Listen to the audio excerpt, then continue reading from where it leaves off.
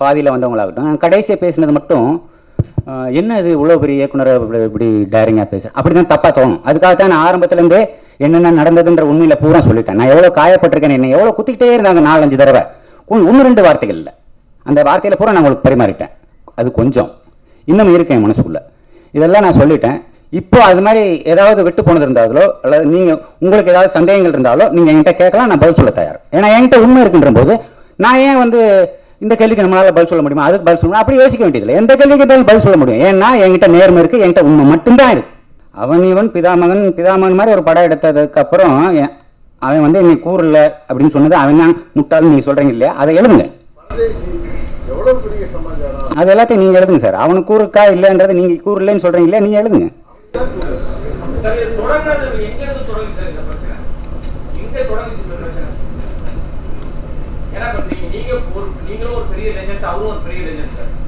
அந்த கூட இருக்கானே அவனோட மூளையில இருந்து தொடங்குச்சு, அந்த குறுக்கு புத்தியிலிருந்து தொடங்குச்சு.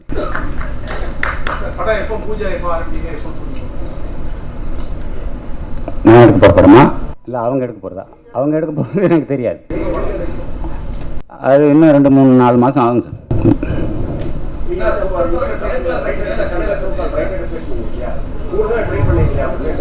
யார்கிட்ட?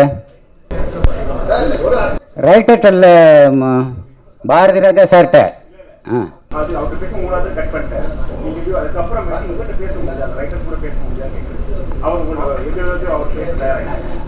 யாரு? ரத்னகுமாரா? நான் ரத்னகுமாரை இவ்வளவு பெரிய வார்த்தை சொல்லியிருக்கேன். அந்த வார்த்தையை சொல்றதே அருவருப்பா, அவன் பேரை சொல்றதே அருவருப்பா இருக்குன்றேன். அப்புறம் எப்படி நான் அவன்கிட்ட பேசுவேன்? என் தரப்புல இருந்து நான் ஒருத்தன் தான் பேசணும், வேற யாரு இருக்கா? இடையில பேசினது பாவம் அம்பா மாட்டிக்கிட்டாரு இவர் தனஞ்சயன் சார். அதுக்கு தான் அவர் மேடையில பேச வேண்டியதாகி போச்சு.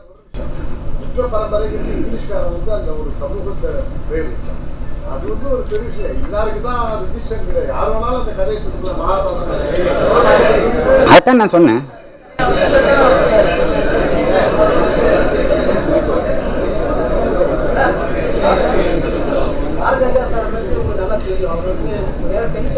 இருங்க பாருங்க, பாரதி ராஜா சார் உணர்ச்சி வசப்படுவார்.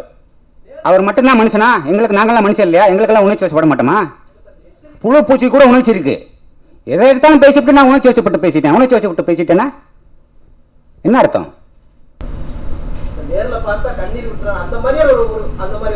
நான் கூட கண்ணீர் விடலாம்.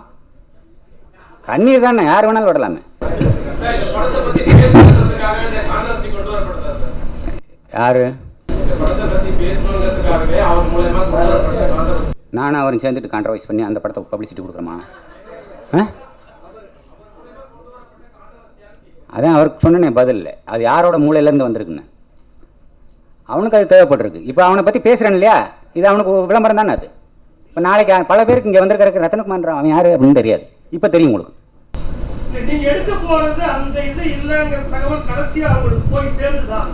சார் இப்போ தானே தனஞ்சயன் சார் சொன்னார்.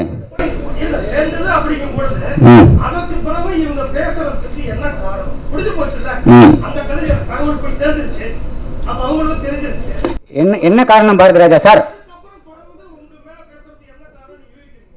நான் ஒன்றும் யூகிக்கல. என்ன காரணம் பாரதி ராஜா சார் நீங்க கேட்டு பதில் எழுதுங்க, நான் அதை படிச்சு தெரிஞ்சுக்கிறேன். எனக்கு தெரியல அவங்க என்ன காரணத்துக்காக இதெல்லாம் பண்றாங்க. நான் யூகிக்கலாம் இல்லை. ஒரு நீங்க எத்தனை பேர் அந்த புத்தகங்கள்லாம் பார்த்துருப்பீங்கன்னு தெரியாது. கூட்டாஞ்சோறுன்ற புத்தகம் வேலராமத்தி சார் எழுதின புத்தகம் அடுத்ததா 2015 குற்றப்பரம்பரையின் டைட்டில் மாற்றப்பட்டு ஒரு புத்தகமா வந்திருக்கு. சார் சொன்னது என்ன சொன்னார்னா, வேலராமத்தி எழுதின நாவலை நான் எடுக்க போறேன்னு தான் சொன்னார், குற்றப்பரம்பரைன்னு சொல்லலை. ஆனா 2015 டிஸ்கவரி புக் பேலஸ்ல ரிலீஸ் ஆன புத்தகம் பேர் குற்றப்பரம்பரை, ஆனா நாவல் கூட்டாஞ்சோறு தான். 2002 வந்த புத்தகம் கூட்டாஞ்சோறு. டிட்டோ அதே கூட்டாஞ்சோறு டிட்டோ வார்த்தை தான் குற்றப்பரம்பரைன்னு பேர்ல வேலராமத்தி சார் திருப்பி ரிலீஸ் பண்ணியிருக்காரு.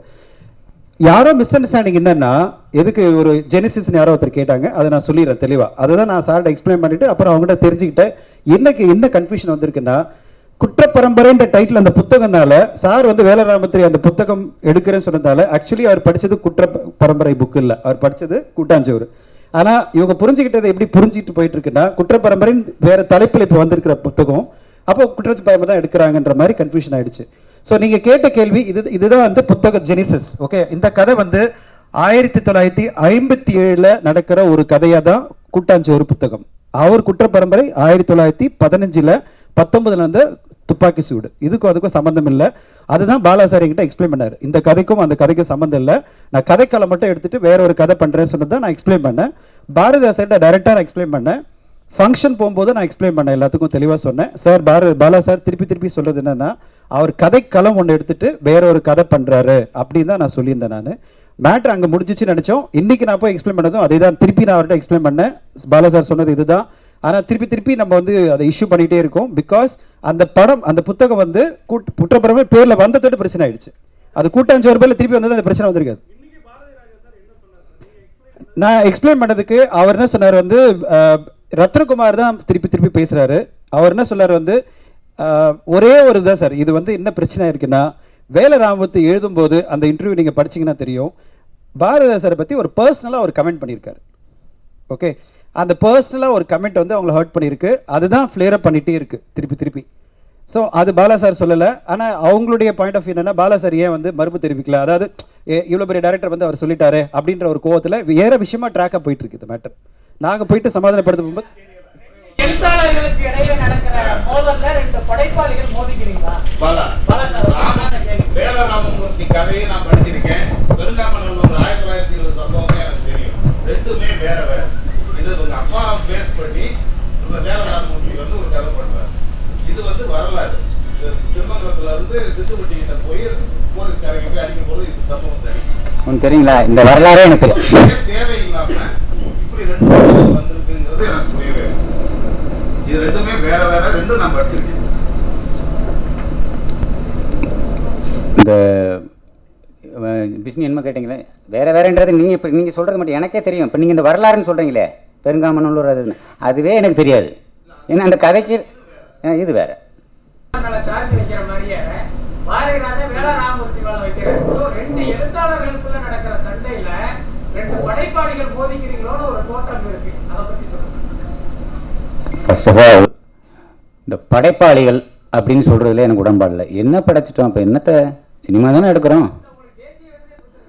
அது சினிமா, அது திரைப்படத்துறைக்கு கொடுக்க வேண்டிய ஒரு விருது, அவ்வளோதான்.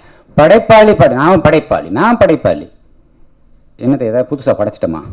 இருக்கிற சினிமாவை திரும்ப எடுத்துக்கிட்டு இருக்கோம், அவ்வளோதானே. அதை கொஞ்சம் புதுசாக சொன்னால் அதுக்கு வேணா அங்கீகாரங்கள் கொடுக்குறாங்க. தமிழ் சினிமாவில் கதை பஞ்சத்தை காட்டுதா இது? தமிழ் சினிமாவில் பஞ்சத்தை காட்டுதா இந்த மாதிரி நீங்க இது பண்ணிக்கிறது? கதை பஞ்சம் கதை பஞ்சம் சொல்லலாம். ஏன்னா எங்கே பார்த்தாலும் யார் எதை எடுத்தாலும் அது என் கதை, இது என் கதை. இந்த டிவியில் குழந்தைங்களுக்கு ஒரு சேனல் ஒன்று போடுவாங்க, ஒரு சோட்டா பீம். அந்த சோட்டா பீம் விட்டால் சோட்டா பீம் வந்து நான் பெத்த பிள்ளை, அதில் வர்ற காளியை வந்து என் முப்பாட்டேன் பாட்டேன், நானும் அவன் வயிற்றுல இருந்தான், அவன் பெத்த பிள்ளை தான், அவனோட பேரன், இந்த ரேஞ்சுக்கெல்லாம் போடுவாங்க போல இருக்கு. எதுக்கு எடுத்தாலும் இது என்னோடது. அதுவும் முதல்ல சொல்றது இல்லை. இந்த கரெக்டாக படம் ரிலீஸுக்கு முதல் நாள் வந்து இது என்னோடதுன்றது எவ்வளோ பெரிய அழைக்கத்தனம் அது. ஏன்டா அதை முதல்ல எடுத்துட்டு இருக்கிற சொல்லு. பாரதி ராஜாவுடைய குற்றப்பரம்பரை கதை விவாதத்தில் 8 மாதம் கலந்துகிட்டதாகவும், அவர் கலந்து கொண்ட பிறகு அவருக்கு சரியான முறையில் அவர் அணுகலைங்கிறதுனால அவரை வெளியேற்றியதாகவும், அதைத்தான் உங்கள்கிட்ட வந்து சொல்லி அவர் எடுக்கிறாருன்னு சொல்லி ஒரு சந்தேகப்படுறாரு. அவர் சந்தேகப்படுறதுக்கு தான் விளக்கம் கொடுத்துட்டேன் என்ன. அது வேற இது வேற. அதுல இருந்து ஒரு எனக்கு இந்த வரலாறே தெரியாதுன்னு சொல்றேன். அப்புறம் அவர் சந்தேகப்படுறேன்னு நான் என்ன பண்ண முடியும்?